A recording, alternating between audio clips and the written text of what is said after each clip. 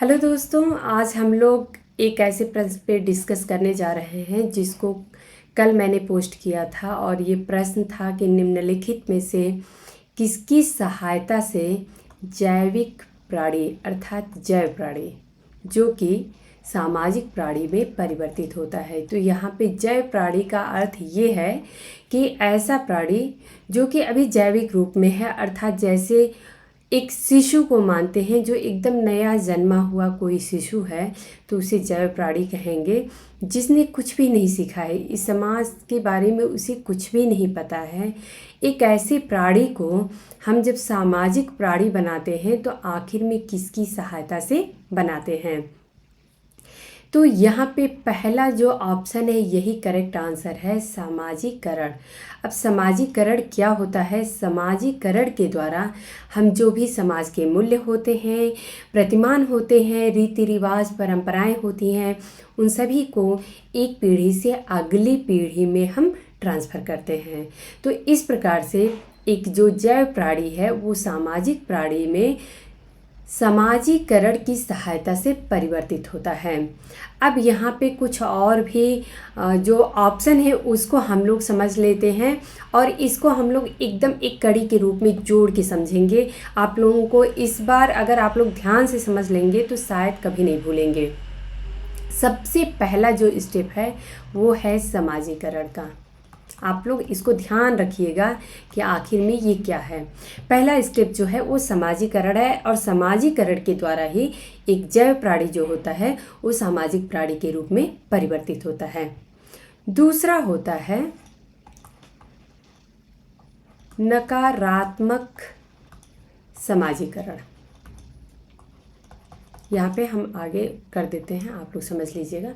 नकारात्मक समाजीकरण, नकारात्मक समाजीकरण में क्या होता है कि जो हमारे समाज के मूल्य हैं, प्रतिमान हैं, रीति रिवाज हैं, परंपराएं हैं, उनको हम न सीख के बल्कि उसके विपरीत जो हमारे समाज के मूल्य अलाउ नहीं करते हैं उसको अगर सीख लेते हैं तो ये नकारात्मक समाजीकरण होता है। जैसे कि समाजीकरण में हमें ये बताया जाता है बचपन से कि हमें झूठ नहीं बोलना चाहिए, हमें चोरी नहीं करना चाहिए, लेकिन वहीं पे बच्चा अगर चोरी करना सीख जाता है तो ये नकारात्मक समाजीकरण हो जाएगा।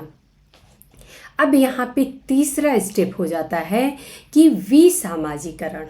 अब विसामाजीकरण क्या होता है?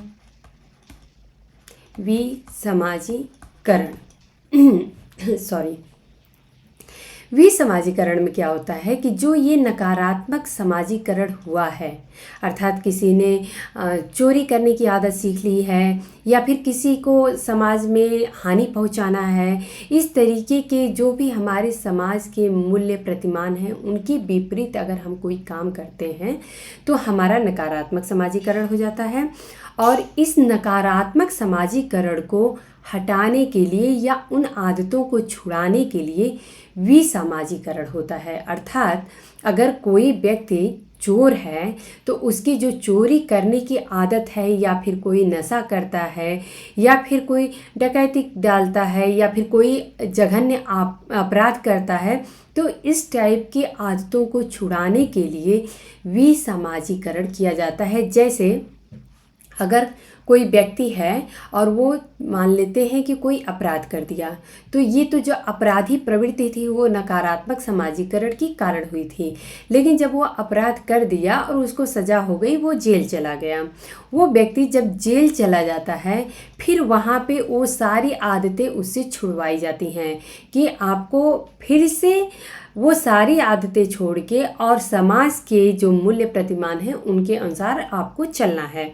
तो इसी को विसामाजीकरण कहते हैं। अर्थात जो भी हमने गलत आदतें सीखी उनको छोड़ना ही विसामाजीकरण कहलाता है। अब यहाँ पे चौथा स्टेप जो आता है वो होता है पुनः समाजीकरण। इसको आप लोग बिल्कुल स्टेप बाय स्टेप याद रखिएगा, कभी नहीं भूलेगा, ना तो इसकी परिभाषा भूलेगी। समटाइम्स होता है एग्ज़ाम में पूछ देगा नकारात्मक समाजीकरण या समाजीकरण, विसमाजीकरण, पुनः समाजीकरण, इस तरह से ऑप्शन में दे देगा और इसी की परिभाषा मैच करने के लिए दे देगा कि कौन सी किससे मैच हो रही है। तो जब आप लोगों को अगर इसके मीनिंग पता रहेंगे, एक सीक्वेंस आप लोगों को पता रहेगा तो कभी नहीं भूलेगा। अब यहाँ पे जब पुनः समाजीकरण की बात हो रही है तो जो आते तो उससे छुड़वा दी गई कि आपको जैसे कोई एक चोर आया या फिर कोई एक क्राइम करके किसी कोई क्रिमिनल आ गया जेल में, उसे वो आते तो छुड़ा गई, लेकिन उसके फिर से पुनर्वास करने के लिए समाज के जो भी तौर तरीके हैं, मूल्य हैं, परंपरा हैं, प्रतिमान हैं, इन सबको सीखने की फिर से जो प्रक्रिया होती है वो पुनः सामाजिकरण कहलाती है।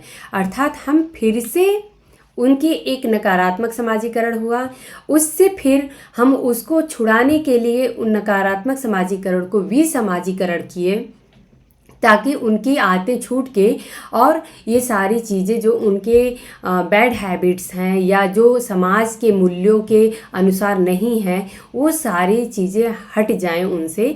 फिर उसके बाद से नए मूल्य प्रतिमान जो कि समाज के अनुकूल हैं उनको जब उनको समाजीकरण किया जाता है या उनसे शिक्षित किया जाता है तो उसे ही हम पुनः समाजीकरण कहते हैं। जैसे कि जो कैदियों का पुनर्वास के लिए उन्हें नए तौर तरीके से उनके अपने जीवन निर्वाह के लिए उनको किस प्रकार से ट्रेंड किया जाता है तो यही पुनः समाजीकरण कहलाता है। यहाँ पे एक टर्म और निकल के आता है और ये है पूर्वभाषी समाजीकरण। पूर्वभाषी समाजीकरण ये जो होता है ये थोड़ा अलग है, इन चारों से अलग है मिलके, तो इन चारों से थोड़ा ये अलग है। अब इसका मीनिंग क्या है इसको हम लोग समझते हैं। तो जो पूर्वभाषी समाजीकरण होता है इसमें क्या होता है कि हमें अगर कोई भविष्य में भूमिका निभानी है, पूर्व आभासी अर्थात पहले से ही हमें उसका आभास हो गया है कि हमें ऐसा करना है। अब जैसे कि कोई मेडिकल का स्टूडेंट होता है जो डॉक्टर की पढ़ाई कर रहा है तो आप लोग देखेंगे बहुत बड़े बड़े जो हॉस्पिटल्स होते हैं उनमें वो जो ट्रेनी डॉक्टर होते हैं वो पेशेंट्स को देखते हैं और फिर जो बड़े बड़े मेन डॉक्टर होते हैं उनके साथ में वो सीखते हैं उन सारी प्रक्रियाओं को, ताकि कल वो जब डॉक्टर बने तो वो सारी जो एक नियमावली है कि किस प्रकार से उनको काम करना है, कैसे पेशेंट को देखना है, पेशेंट के साथ कैसे बिहेवियर करना है, तो ये सारी चीज़ें जो हैं वो पूर्वभाषी समाजीकरण में आती है। अर्थात पहले से ही किसी भूमिका का हम अपने अंदर ग्रहण कर रहे हैं उस सिचुएशन के अनुसार ढालने के लिए अपने आप को।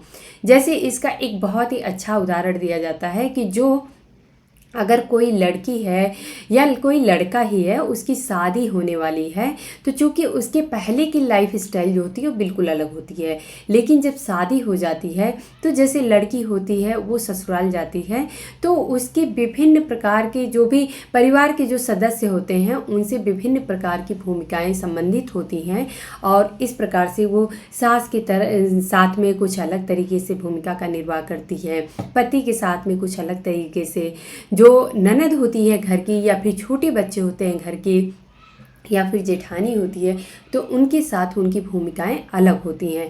तो इस प्रकार से वो शादी के पहले से ही उन सारे जो किस प्रकार से हमें भूमिकाएं निभानी है शादी के बाद उस घर में जाके अपने पति के घर में, उसको वो अपने आप में आत्मसात करती है और इसी को पूर्वभाषी समाजीकरण कहते हैं। तो उम्मीद है दोस्तों कि आज जो ये सारे टर्म से समाजीकरण किसे कहते हैं, पुनः समाजीकरण किसे कहते हैं, विसमाजीकरण किसे कहते हैं और पूर्वभाषी समाजीकरण किसे कहते हैं, साथ में एक नकारात्मक समाजीकरण भी है।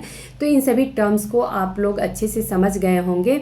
और हालांकि समाजीकरण एक अपने आप में ब्रॉड टॉपिक है, तो अगर आप लोगों को, चूँकि मैं इस पे अभी इसलिए लेक्चर नहीं बना पाई हूँ क्योंकि मुझे ऐसा लगता है कि अभी इस सब टॉपिक पे बहुत सारे कंटेंट जो हैं आप लोगों को यूट्यूब पे अवेलेबल मिल जाता है। तो फिर भी अगर आप लोगों को आवश्यकता लगती है कि हमें समाजीकरण पे एक लेक्चर बनाना चाहिए, तो आप लोग हमें कमेंट करके ज़रूर बताइएगा। फिर मैं उस पर जो एक संपूर्ण समाजीकरण से रिलेटेड जो फैक्ट्स हैं उसके लिए मैं एक लेक्चर अवश्य आप लोगों के लिए बनाऊंगी। लेकिन आप लोग पहले बताइएगा कि अगर आप लोगों को आवश्यकता होगी तो ही मैं बनाऊंगी।